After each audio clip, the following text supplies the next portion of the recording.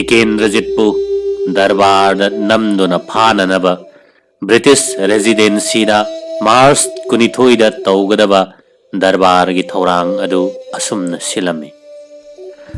दरबार तौगदबा का अदुगी मी चंगफम अदु थोंजाव अमनत्तना अतई थोंजाव पुमनमक सोलोन सिलमी थंगनबा का सिंग अदु सिपाही सिंगना गार्ड तौरमे रेजिडेंसी की बिल्डिंग की येतलोम ओइरोम नाकल अनीमक्ता सिपाही मपई मपई पैदुना लेरमी रेजिडेंसी की गेट तगी दरबार हॉल यौब फाउबा मांग तुंग सिपाही परेंग अनीना सेम सादुना लेरमी रेजिडेंसी की का अमदा भाइस रोइदगी पुरक्पा ऑर्डर अदु पॉलिटिकल एजेंट की हेड क्लर्क रसिकलाल कुंदू केरानी अमा अमसुंग ब्रह्मीस इंटरप्रेटर अमा मखोई अहुमना मणिपुरी दा हंदोक्लमे अनुवाद हौद्रिंगै ममांगदा चेरोल अदु कनागुंबा अमत्तदा हाइदोक्लोय हाइना वसक हल्लगा मिस्टर ग्रेमुटना अनुवाद अदु चीफ कमिश्नर की अपाम मतुंग इना खर खर सेमदोक्लगा हंदोक्नब खंगहनखी केरानी खुदिंगमक संतरी अमममना संहलमे चेरोल अदु यामना सांगबो ओइरमी मदुदी नुमित युंगबा मतुंग पुंग 12 मखाई फावबा लोइसन मंगमलमदे नुमित युंगबा मतमदा कुलचंद्र महाराज थंगाल जनरल अमसुंग अंगम मथौ मंत्री पुमनमक रेजिडेंसी दे योरखी टिकेंद्रजित्सु मनाई मसल खरना थौगल तौरगा रेजिडेंसी तान लेंगखी दरबार सेम साबा लोइद्री हाइदुना संतरी नमखोई पुमनमक रेजिडेंसी दा चंगहलमदे गेट लोइनबक लेप्तुना लेरमी रेजिडेंसी मनुंगी अरोन अथुप कया अमसुंग चिंगननिंगाई ओइबा सिपाही सिंगी पोजीशन अदु टिकेंद्रजितना मनाई अचानबा दसु सरदारबु कुयेंग यंगहलमे महाकनसु महाकना उबा मखै अदु जोबराज तंगले मदुदा टिकेंद्रजित चिंगनहलमे असिगुंबा मवोंग असिदा हक्चांग नगा चोक्थबने रेजिडेंसी दा चंगहनदुना मपान कुइना लेपगी इकाइबने अमसुंग फागदौरिब्रा हाइबगी चिंगनबने जोबराज संगाइदा हनख्रे पुकनारे ngaib ngamlaroi hairami सेनापति अंगौ सनासु मयामुंग जोबराज की मतुंग इंदुना हनख्रे कुलचंद्र महाराज ती मफम मदुदा लेहौरी जोबराज हनख्रब मतुंगदा मैतै लानमी सिंगना रेजिडेंसी कंपाउंड मनुंगदा लेरिंगै मखोइना उबा अरोन अथुप कयादु जोबराज की संगाइदा चत्तुना तमलम्मे महाराज कुलचंद्र अमसुंग मंत्री पुमनमक कुइना लेपदा वारदुना पॉलिटिकल एजेंट के मनाक्ता संगसिल्लगा महाराज अमबु मपानदा लेफंदुना थंबसी सलमान तौदबगी खुदमनी हाइके मिस्टर ग्रेमुटना हाइके चीफ कमिश्नर बंगलोदगी कुमथरकलगा महाराज ना दरबार लेंबीरकपगी हराउब फोंदोक्लगनी अदुबु टिकेंद्रजित याउद्रबदी चीफ कमिश्नर ना महाराज का वारी सानरदब याय मखोई पुमनमक तानरब मतुंगदा अया पुरेल नीलमणि बुथादुना जोबराज पु कौहलोई पुंखाई अमरोम लेरगा जोबराज यामना कन्ना नारे लाकपा ngamlaroi हाइना अया पुरेल न तमलरे नहाक लेरगा चीफ कमिश्नर मिस्टर क्विंटन ना गवर्नर जनरल ग हुकुम असिनी हाइदुना पुथोरकपदा मिस्टर ग्रेमुटना जोबराज लाक्त्रिब मखै मदु खंगबा याखिरोय हाइना कनामता हुकुम चे अदु पहनखिदे अदुना मथंग नुमित हाइबदी मार्च के तांग 19 अयुक पुंग 9 जोबराज याउना दरबार फमनबा महाराज ता खंगनखि महाराज ना महाकपु यावहन्नब होनगे तोइगो मसुंग नाबदगी यावब ngamdrabadi उपाय लेते हाइना खुमखि नुमित अदुगी नुमिदांग वाइरम पुंग 5 ताबदा मिस्टर ग्रेमुट लेफ्टिनेंट सिम्पसन अमसुंग हेड क्लर्क रसिकलाल कुंदू गलोइनना जोबराज की संगाइदा अनाब हंगबा लाखि जोबराज यामना कन्ना नारे उनब नुंगाइररोय हाइदुना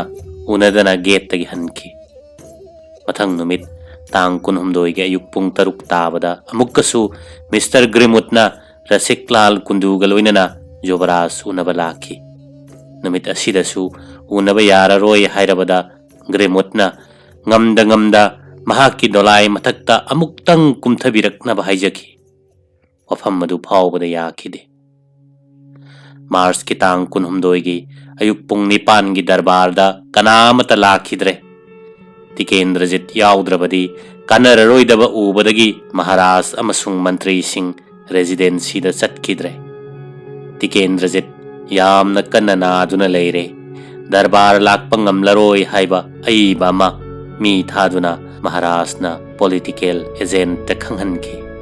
nungthin pung amataba aduaida Mr. Grimut sahebna amukasu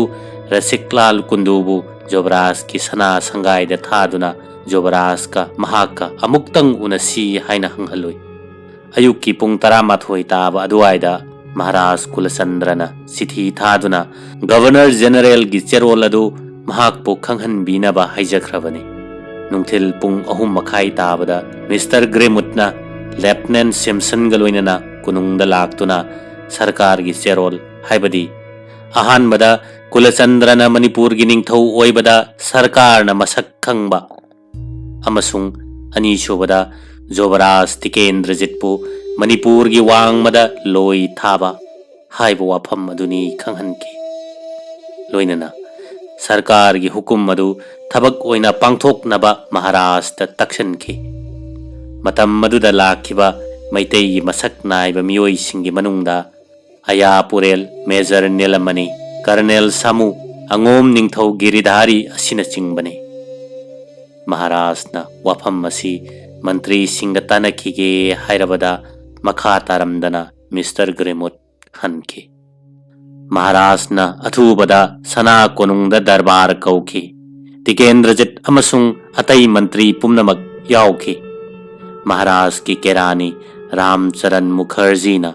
sarkar gi serol adu paduna tahanki Maharaj Kulasandrana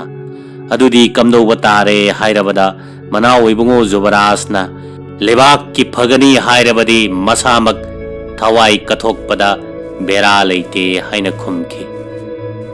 Mantri pumnamak tumin leiki kona thangda Maharaj na mahakpu lebak sigining thawina masak khangbi bagi thagat wahi kharagaloinana Jobraj puloi thaba simadi mahaki haksang pharaklaba matamda khanghalake haina sithi iki angom ningthawna sithi edu Mr. Grimut ta khusinnaki Mr. Grimut na Maharaj ta Jobraj ka amuktang unanaba sinbinaba haijaki masigi matangda Maharaj na subedar amabu Tikendrajit ki manakta thaduna ngamlabadi political agent ka amuktang unau haina khanghanki Jobraj na numidang wairam pung manga ga minit 15 da Grimut saheb ka unasi haina khanghanki Jobraj na haiba matam maduda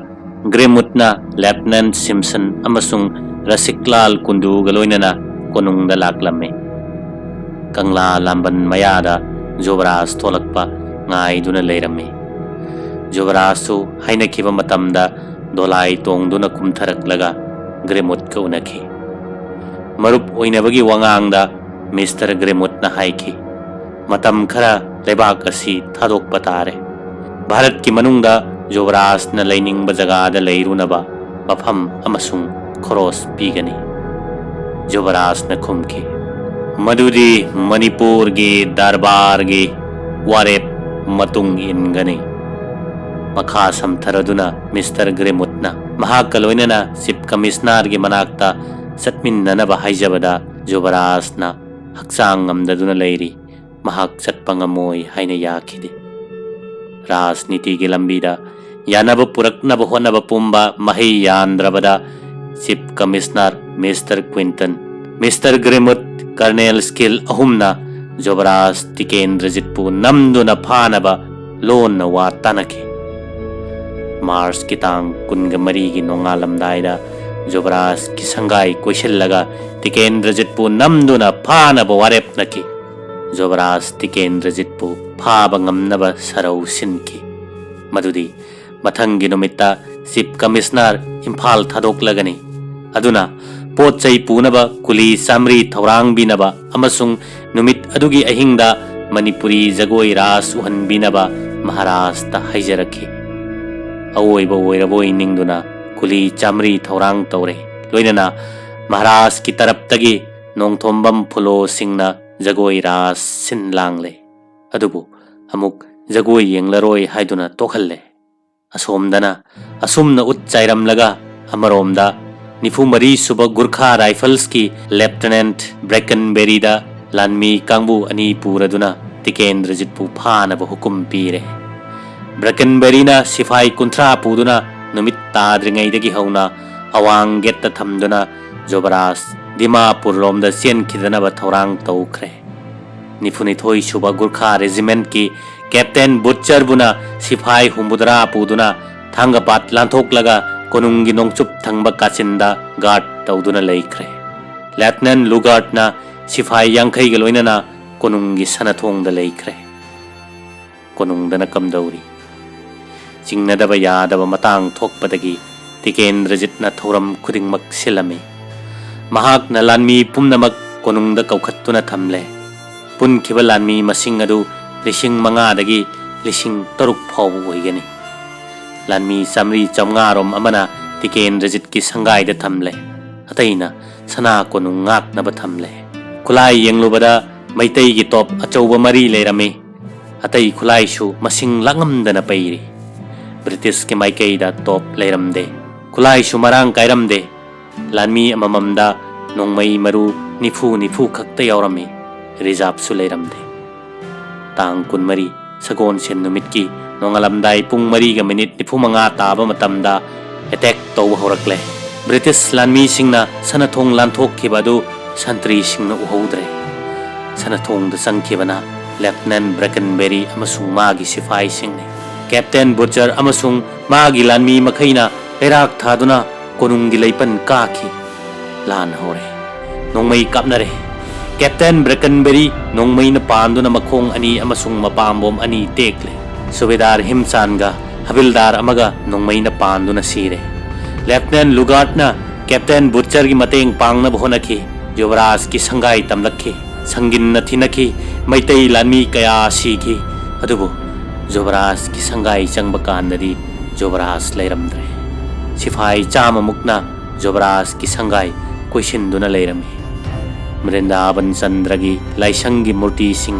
मंगहन ताखनखी चखाइखी पुखरमबम तांको कुंबोंग सुबेदार लाइसांग जमादार अथोकपम देवान सोंगथामिया असिना चिंगबना थौना फना थेंगनखी अदुबु सोंगथामिया नतना मखोई पुमनमक सीखी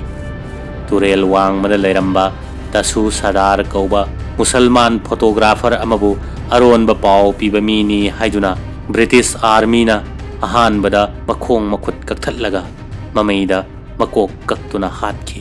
मागी नुपीबुसु नोंगमैना कापतुना हातखी मखोइगी मचानुपी अनीबुना मसम अनि पुनसिन्नरगा लैनुंगदा फुमजिल्लगा हातखी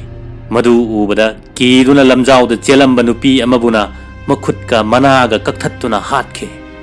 British लानमी सिंगना खुलक इरक चंगदुना उसम लेकाई Yambem लेकाई Saikhom लेकाई की yum तरानिथोइरोम मई थाखी नोंगालबदा महाराज कुलचंद्रना लान लौथोकले माइकई खुदिंगमक्ता अमसुंग police out post खुदिंगमक्ता मी थादुना लान पाव खंगहनखी मदुदगी औ औबा अंग्रेज पुमनमक मैतैना attack तौबा हौखे मयांगखांग दिमापुर रोडता चिराई नगाना टेलीफोन की सुपरिटेंडेंट मेलविल अमसुंग ब्रियल साहेब अनि हातखी अहिंग अदुदा ब्रिटिशना सना कोनुंगी मपान थंगबा नोंगचुप थोंग लौसिलमे मणिपुर की माइकैदगी वांखै राकपा अमसुंग अंगौ सना अनीना नोंगचुप की मनुंग थोंग येंखोइबना नोंगपोक थोंग कर्नेल सामुना खा थोंग गाकलमे नोंगालबदा मैतै लानमी अयाम्बा कोनुंगी नोंगपोक थंगबा तोरबाल लगता हाइदोरक्तुना ब्रिटिश की मथक्ता नोंगमई कापसिनखी युवराज टिकेंद्रजितना टॉप अचौब मरी पुथोक्तुना महाक की संगाई अमसुंग लाइसंग तमना कापसिनखी लेफ्टिनेंट सिम्सनना नोंगपोक की जंगलदगी कापलिबसिंग अदु तकथोकनब होटनरमे Wangkhai rakpa amasung Yaiskul lakpa ani kha thongdagi mapan thoktuna British residency gi maninglomdagi attack tawki madu yamna mahi yanba lanjang oiki British ki lanmi tara taret sokhi asok pasing adu Mrs. Grimut na seba tawki numit yung bakandadi Tiken Rejit ki lalong pura hongle atat akham leitana residency da nongmai kapsellame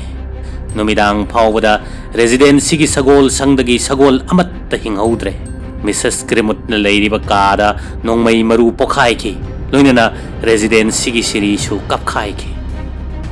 matam masida British ki nongmai masak yamna wale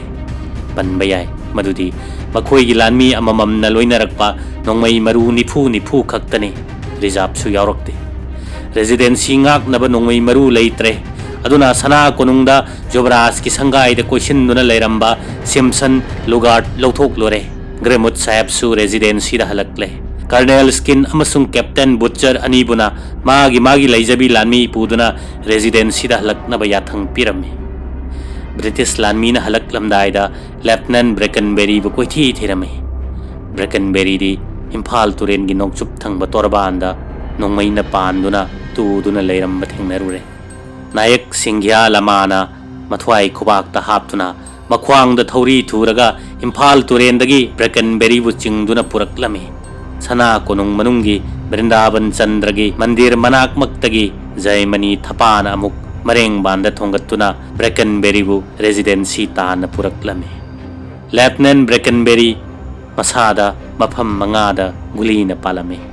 aduga atai British ki asok palan mising adubuna dolai da haptuna Colonel Skin gi athang matung ina residency da puraklame ningsing bayai madudi sana konung gi lanjang da sokhiba British ki maikai gi mioi singdi jamadar ama habildar ama amasung sipai taret ni asumna